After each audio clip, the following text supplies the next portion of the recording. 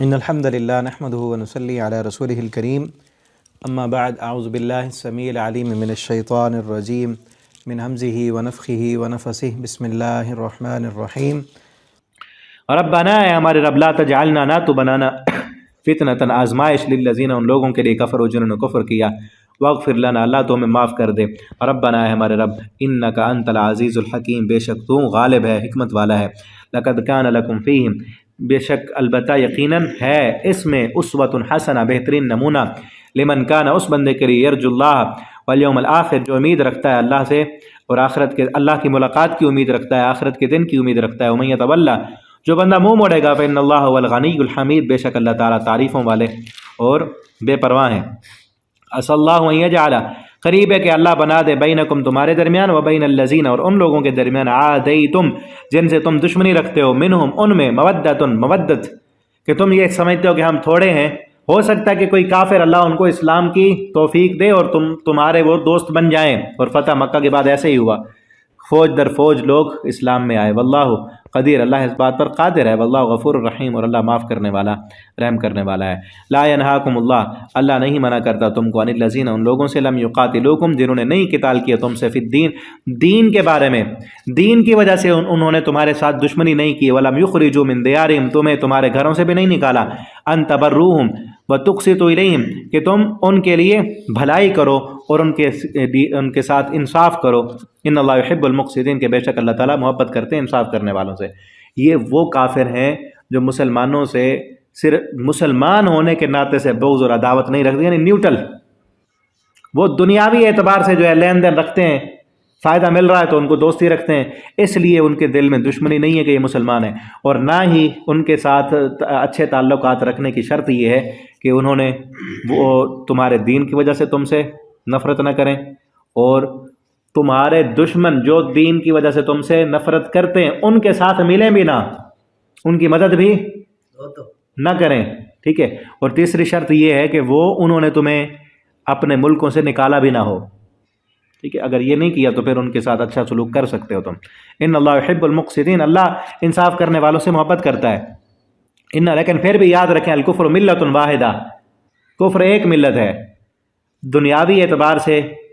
تو مسلمانوں کے ساتھ اچھے تعلقات وہ رکھ سکتے ہیں، لیکن جب مذہب کی بات آئے گی، دو مسلمانوں کے آپس میں لڑنے کی بات آئی، مسلمان کے کسی کافر کے ساتھ لڑنے کی بات آئے گی تو وہ کافر کا ساتھ ہی دے گا، مسلمانوں کا ساتھ نہیں دے گا۔ جس طرح آج دیکھیں فلسطین میں مسلمانوں کو یہودی مار رہے ہیں نا، تو عیسائی ان کے ساتھ ہیں، مسلمانوں کے ساتھ نہیں ہے، سپورٹر ہیں ان کے۔ دنیا کا پورا کفر اکٹھا ہو چکا ہے، اور دکھ اور افسوس کی بات یہ ہے کہ مسلمان اکٹھے نہیں ہیں۔ وہ اکٹھے کبھی وہ عراق میں مسلمانوں کو مارتے ہیں، کبھی شام میں مارتے ہیں، کبھی لیبیا میں، کبھی فلسطین میں، کبھی کشمیر میں، مسلمان الگ الگ ہو کے مر رہے ہیں، اکٹھے ہو کے سارے کافروں کا مقابلہ نہیں کرتے۔ اللہ ہمیں اکٹھے ہونے کی توفیق دیں۔ انما ینہاکم اللہ بے شک اللہ منع کرتا ہے تم کو ان الذین ان لوگوں سے قاتلوکم فی الدین جو تم سے دین کے متعلق قتال کرتے ہیں، لڑائی کرتے ہیں، واخرجوکم من دیارکم اور انہوں نے تم کو تمہارے گھروں سے نکالا، یعنی مشرکین مکہ، وظاہروا علی اخراجہم اور مدد کی انہوں نے تمہارے نکالنے پر، وہ بھی جنہوں نے مشرکین مکہ کی مدد کی، وہ قبیلے بھی، ان تولوہم کہ تم ان سے دوستی کرو، اللہ اس سے منع کرتا ہے۔ ومن یتولہم جو بندہ ان سے دوستی کرے گا فاولئک هم الظالمون پس وہی لوگ ظالم ہیں۔ یا ایھا الذین آمنوا اے وہ لوگوں جو ایمان لائے ہو، اذا جاءکم المؤمنات جب تمہارے پاس مومنہ عورتیں آئیں، مہاجرات ہجرت کر کے، فامتحنوہن ان کا امتحان لیا کرو۔ صلح حدیبیہ پر نا معاہدہ ہوا تھا کہ جو مکہ سے اگر کوئی مسلمان ہو کر آئے گا مدینہ میں تو واپس کر دیا جائے گا، اگر مدینہ میں مسلمان کافر ہو کر مکہ آئے گا تو واپس نہیں کریں گے۔ وہاں عورتوں کی وضاحت نہیں تھی، مردوں کے بارے میں معاہدہ تھا، تو کئی عورتیں بھی آتی تھیں، تو اس کے لیے آیت اس میں وضاحت کی گئی کہ جب کوئی مومنہ عورت آ جائے تو اس کا امتحان لو کہ واقعتاً ایمان لانے کی وجہ سے آئی ہے یا خامن سے لڑ کے آئی ہے۔ یہ بھی تو ہو سکتا ہے خامن سے ان بن ہوتی ہو اور وہ اس نے پناہ گاہ اپنے بنا کے یہاں آ گئی ہو، امتحان لو۔ یا ہو سکتا ہے کسی مسلمان کے عشق میں گرفتار ہو، اس کی وجہ سے آئی ہوئی ہو، ایمان کی وجہ سے نہ ہی ہو تو فامتحنوہن، اس مومن عورت کا امتحان لیا کرو، اللہ اعلم بایمانہن، اللہ ان کے ایمان کو تو خوب جانتا ہے، فإن علمتموہن، جب تم جان لو امتحان لے لو مومنات کے واقعتاً مومن ہے، فلا ترجعوہن الی الکفار، تو پھر اس کو کافروں کی طرف واپس نہیں کرنا، وہاں رہنے دو، لا ہن حل لہم، اب یہ مومن عورت اس کافر کے لیے حلال نہیں ہے، ولا ہم یحلون لہن، نہ وہ کافر مرد اس مومن عورت کے لیے حلال ہے، وآتوہم، اور دو ان کو ما انفقوا، جو تم خرچ کرو، ولا جناح علیکم، نہیں ہے کوئی حرج تم پر، ان تنکحوہن، کہ ان مومن عورتوں سے نکاح کرو، جب ان کو آتیتموہن، دے دو ان کو اجورہن، ان کا حق مہر، ولا تمسکوا، اور نہ تم روکو ان کو، بعصم الکوافر، کافروں کی عصمت کو، واسألوا، یعنی کافروں کی عورتوں کو نہ روکو، اگر تمہیں امتحان لینے کے بعد پتہ چلے کہ کافرہ ہے، کسی اور غرض سے آئی ہے، تو پھر نہ روکو، واپس بھیج دو،